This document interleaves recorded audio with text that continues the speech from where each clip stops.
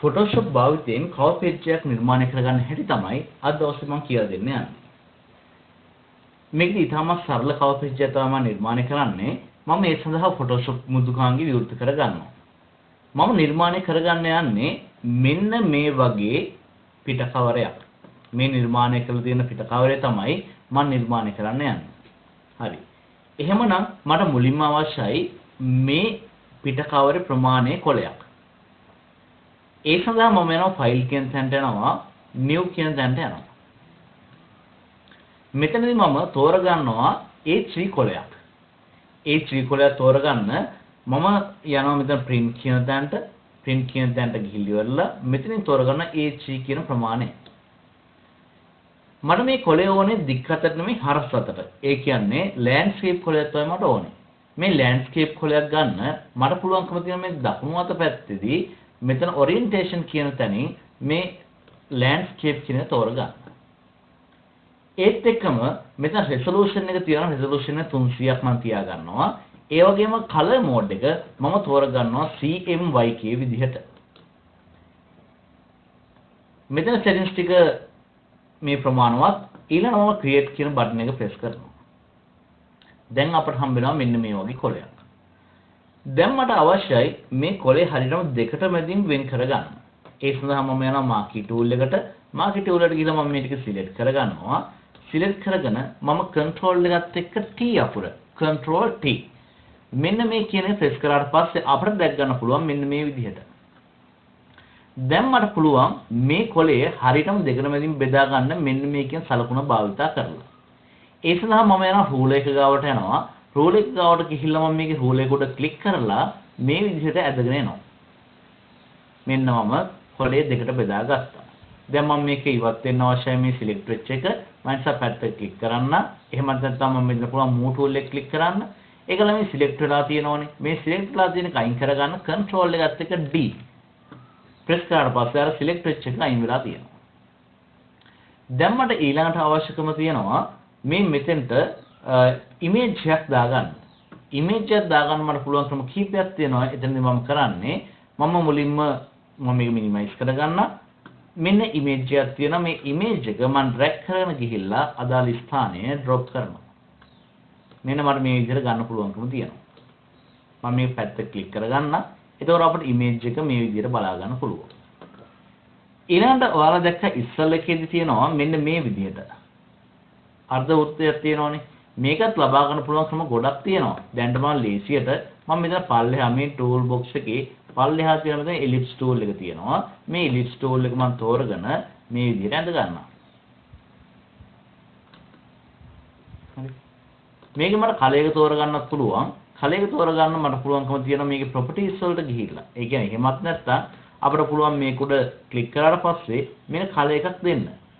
මම මෙතනට ගිහිලි ඉවරලා මේ paint bucket tool එක තෝරගන්නවා. තෝරන මේ අවශ්‍ය කලර් එක තෝරගන්නවා. මේ කලර් එක තෝරගන්න යද්දි මට අවශ්‍යයි මේකෙම තියෙන කලර් එකක් තෝරගන්න. ඒ නිසා මම තෝරගන්නවා මෙන්න මේ දම් පාට. මේ කලර් picker එකෙන් මම මේ දම් පාට තෝරගත්තා.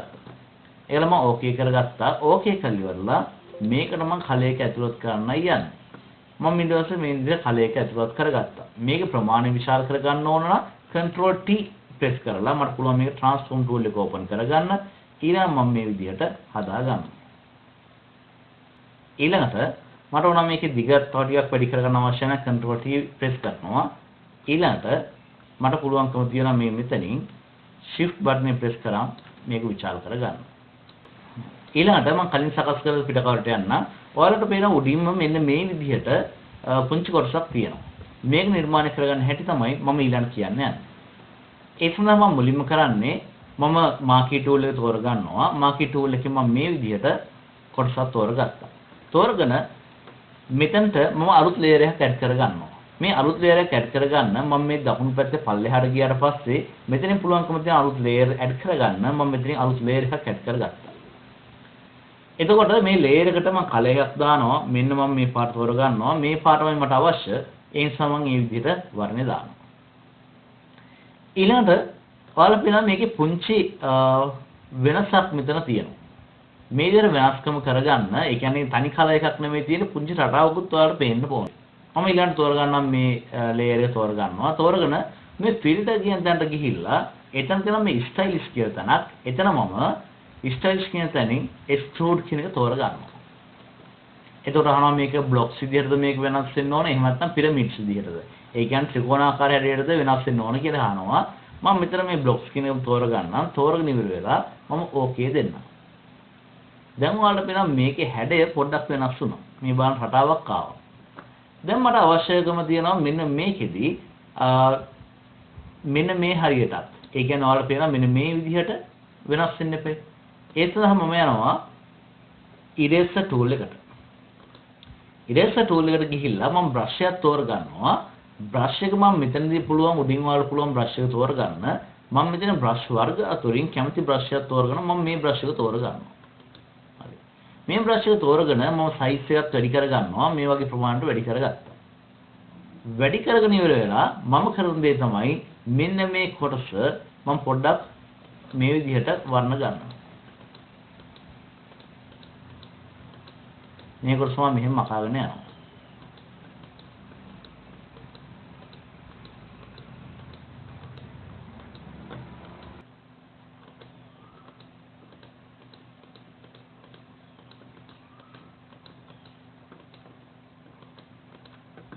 හරිනේ. මට ඕන නම් මෙන්න මේ ඉමේජ් එක තව විශාල කරන්න පුළුවන් control එකත් එක්ක T බටන් එක press කරලා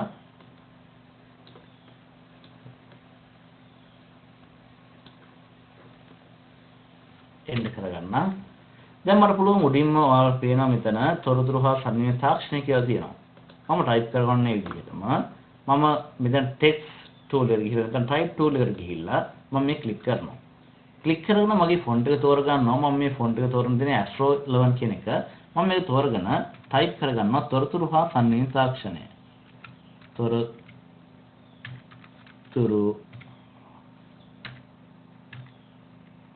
තොරතුරු හා සංනිවේදන තාක්ෂණය. හරි. මට පුළුවන් මේක මෙතනින් එන්ටර් කරන්න. මම දැන් ක්ලික් කරනවා. ක්ලික් කරම එන්ටර් කරගන්නම්. එතකොට අපිට මේ විදිහට දැක් ගන්න පුළුවන්. මම මේක මෙහෙම තියාගන්නම්කෝ. ඒත් එක්කම ඔයාලා දැක්ක මේකේ කලර් එක වෙනස් වෙලා තිබ්බා. මම ඒ සඳහා යන්නම් මෙන්න මේ විදිහට මට ඕන ලානිල් පාටකුත් එක්ක වටේට තියෙනවා කළු පාට. ඒ සඳහා මම යන්නම් මෙන්න මේක තෝරගන්නවා. මම මේකේ පාට තෝරගන්නම් ලානිල් පාට. ඊට ඉස්සෙල්ලා මම මේක සිලෙක්ට් කරන් ඉන්නවා type tool එකේ. ඒකන මම මෙතනදී ලානිල් පාටක් තෝරගන්න. ලානිල් පාට මම මෙතන තියෙන ලානිල් පාට ගන්න මේ කලර් එක එක භාවිතා කරලා මම මේ ලානිල් පාට තෝරගන්නවා. ඊළඟට මට අවශ්‍යයි මේ අකුරු වටේට කළු පාට ඉරක් යන්න.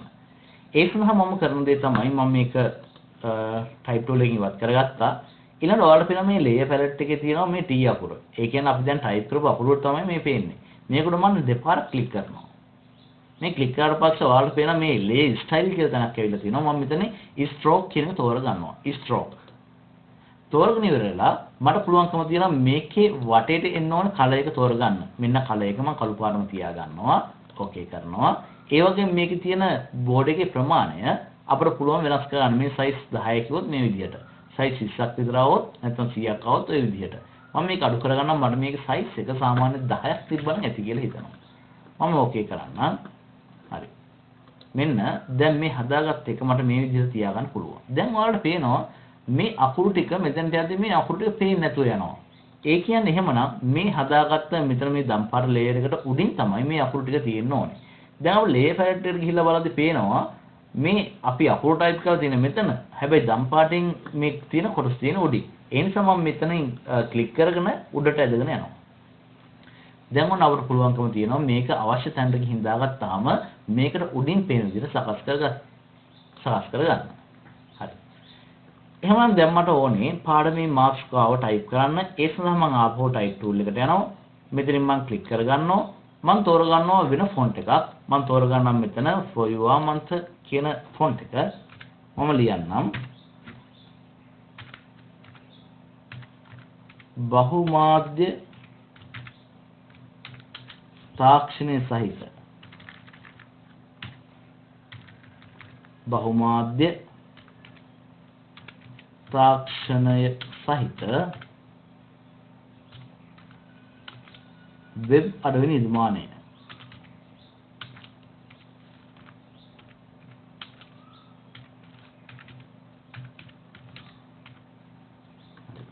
දැන් මේකේ අකුරු ඉතාමත් විශාලයිනේ. ඒ නිසාම අකුරු ප්‍රමාණය පොඩ්ඩක් අඩු කරගන්න. මම මේ විදිහට එක තැන ගිහින් ක්ලික් කළා මේ අකුරු පේළිය සිලෙක්ට් කරගන්නවා. සිලෙක්ට් කරන මෙතන තියෙන්නේ ෆොන්ට් එකේ සයිස් එක තියෙන 60ක් විදිහට. මම මේක අඩු කරගන්නවා 36කට විතර. ඊළඟ මට ඕනකම තියෙනවා මේකත් පේජ් දෙකකට ගන්න. ඒ සඳහා මම මේ type tool එකම ක්ලික් කරලා අවශ්‍ය තැනට යන්න. බහුමාධ්‍ය තාක්ෂණය කියන තැනින් මම එන්ටර් කරගන්නවා. දැන් මෙන්න අපිට පේනවා මේ විදිහට. මට මේකේ alignment එක දාන්න පුළුවන් එක්කෝ left විදිහට නැත්නම් right විදිහට එහෙමත් නැත්නම් center විදිහට. මම center විදිහට තෝරගන්න. තෝරගෙන ඉවර වෙලා මට මේ color එක වෙනස් කරගන්න ඕනේ. මට මේ color එක වෙනස් කරගන්න යද්දී මම මෙතන තෝරගන්නවා මේ color එක නෙමෙයි මට අවශ්‍ය වෙන්නේ. මට ඕනේ මෙන්න මේ තද රතු පාටක් තියෙන එක. මම okay කරගන්නවා. මෙන්න දැන් අපිට පේනවා අපේ color එක.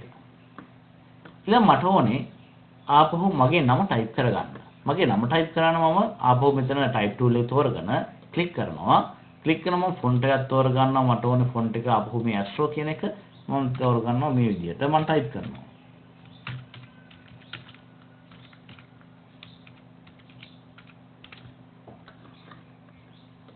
මේකත් මට පේලි දෙකකට එන්න ඕනේ. ඒ වගේ මේක ප්‍රමාණයත් විශාල වෙන්න ඕනේ. ප්‍රමාණය විශාල කරන්න මට පුළුවන් control T කියන එක press කරන්න. ඊළඟ මට පුළුවන්කම තියෙන මේක මේ විදිහට විශාල කරන්න. දැන් ඔයාලට පේනවා මේ පේලි දෙක අතර පරතරය වැඩි. මම ඒ නිසා ඒක select කරගන්නවා අපහු type tool එකෙන්. ඒකල ඔයාලට පේනවා මේ font වලට වෙනස්කම් කරන්න පුළුවන් මේ character කියන option එකට යන්න. මේ character කියන තැනට ගිහිල්ලා මෙතන තියෙනවා අකුරු වල පරතරය හදන්න තැන. මේ අකුරු පරතරය හදන්න තියෙන තැනින් මම මේක තෝරගන්නවා මට අවශ්‍ය විදිහට මම මේ විදිහට දාලා බලනවා. හරි. මට මේ වගේ ප්‍රමාණයක් ඇති. දැන් මම ඒක select කරගෙන මම මෙහාට ගිහින් තියනවා. මට මේක color එකත් වෙනස් කරන්න ඕනේ මෙන්න මේ පාටට. ඒ සඳහා මම යනවා මෙන්න තෝරගත්තා මේ ටික. ඊළඟ මෙන්න color එකේදී මම තෝරගන්න මේ දම් පාටම මම මේක තෝරගත්තා. ඕකේ කරගත්තා. ඊළඟ මම මේක විශාල කරගන්න control T press කරලා මෙන්න ටිකක් විශාල කරගත්තා. දැන් ඔයාලට පේනවා මේ දම් පාට සහ මේ දම් පාට කියන දෙකම එක පාටකින්ද මේ ලයන්නේ පේන්නේ නැතුව ගිහිල්ලා.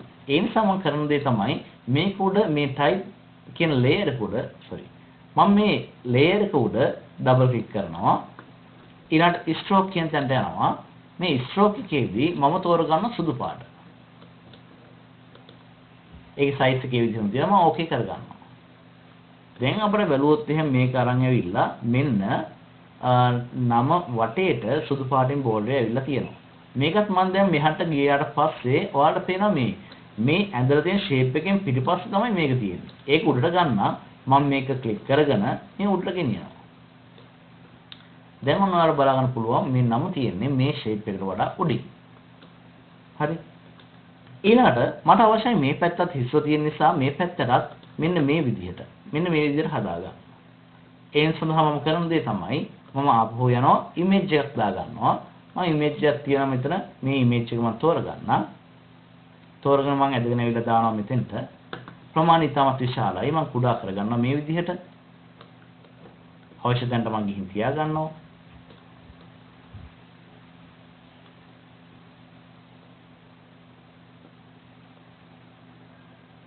හරි. මට ඕනේ මේ නමේ කොපියක් ගන්න. මම මෙතන ක්ලික් කරලා alt key එක press කරගෙන මේ කරන් යනවා මේ විදිහට.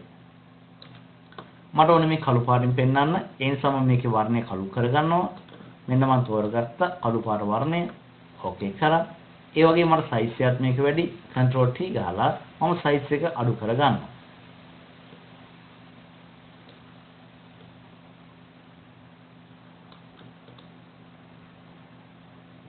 මේ image size එක මදි වගේ නිසා මම මේක උඩ අපෝ ක්ලික් කරලා control T press කරනවා. ඒකල මම මේ image එකේ size එක පොඩ්ඩක් වැඩි කරගත්තා.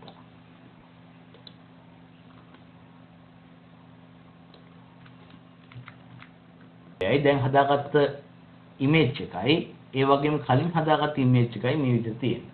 තව එක අඩුවක් තියෙනවා මේ අලුතෙන් හදාගත්ත image එකේ මෙන්න මේ ටෙලිෆෝන් නම්බර් එක මේකේ තිබ්බේ නැහැ. ඒ නිසා මම ආපහු type tool තෝරගන්නවා. තෝරගෙන මගේ ටෙලිෆෝන් නම්බර් එක මම type කරනවා 071 407 65 33. හරි. මම ඊළඟට මේක තෝරගන්නවා. තෝරගෙන මෙතනින් ෆොන්ට් එකක් මම තෝරගන්නවා ටිකක් ප්‍රමාණයෙන් අඩු ෆොන්ට් එකක් මම මේ විදිහට තෝරගත්තා.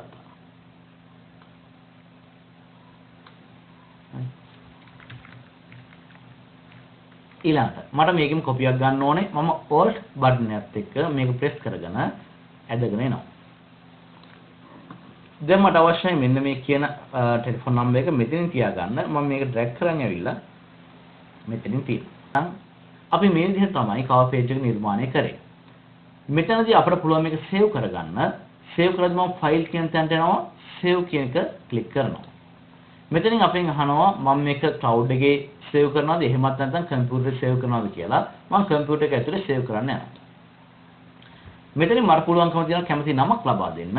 මම ලබා දෙන්නම් ABC කියන නම. ඊළඟට මේක ආපහු පස්සේ එඩිට් කරගන්න අවශ්‍යයි නම් මම Photoshop කියන එකම තියලා ඉවරලා මෙතන save කියන බටන් එක ප්‍රෙස් කරනවා. ඕකේ. ඊළඟ මට ඕන නම් මේක image එකක් විදිහට තියාගන්න මම file කියන තැනට යනවා. ඊළඟ save as කියන තැනට යනවා. මෙතනින් මට පුළුවන්කම තියෙනවා ආපහු image එකේ නම ලබා දෙන්න ABC කියලා මම තියන්න. ඒ වගේම මෙතන save as type කියන තැනින් අපි මේක JPG එකක් විදිහට save කරගන්න. ඊළඟ මෙතන save කියන එක දෙන්නම්. දැන් අපි අහනවා quality එක කොයි විදිහට තියෙන්න ඕන කියලා.